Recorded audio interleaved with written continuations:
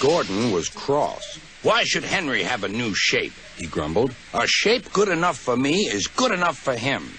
He goes gallivanting off, leaving us to do his work, and comes back saying how happy he feels. It's disgraceful. And there's another thing. Henry whistles too much. No respectable engine ever whistles loudly at stations. It isn't wrong, but we just don't do it." Poor Henry didn't feel happy anymore. "Never mind," whispered Percy. "I'm glad you're home again. I like your whistling."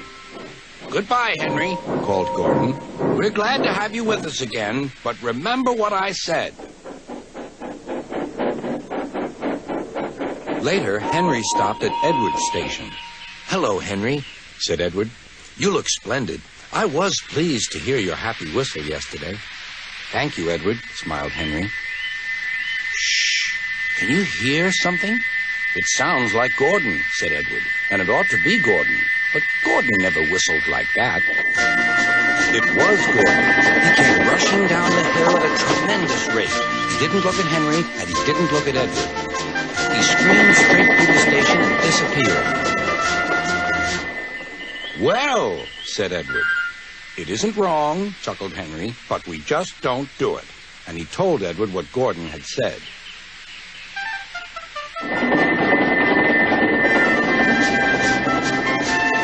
Meanwhile, Gordon screeched along the line. The noise was awful.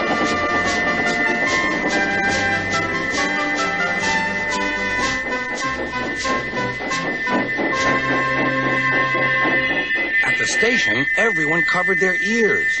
Sir Topham Hatt covered his ears, too. "Take him away," he bellowed, "and stop that noise." Gordon puffed sadly away, but he wouldn't stop whistling until two fitters climbed up and knocked his whistle valve in place. That night, Gordon slunk into the shed. He was glad it was empty. "It isn't wrong," murmured Henry to no one in particular, "but we just don't do it." No one mentioned whistles.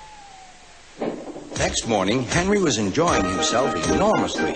"I feel so well. I feel so well," he sang. "Chickity-trock, chickity-trock," hummed his coaches.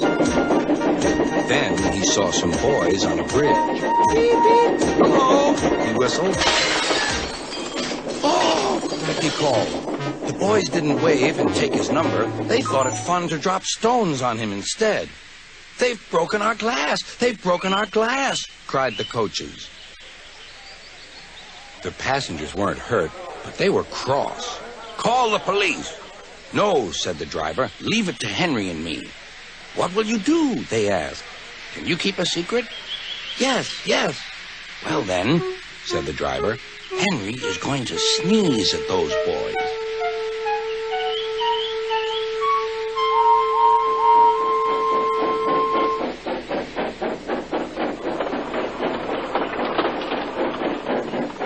Lots of people were waiting at the station just before the bridge. They wanted to see what would happen.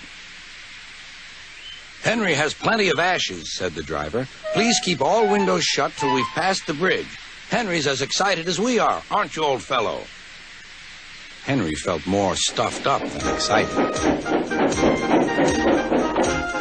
Soon they could see the boys, and they all had stones. "Are you ready, Henry?" said the driver. "Sneeze hard when I tell you." "Now," he said.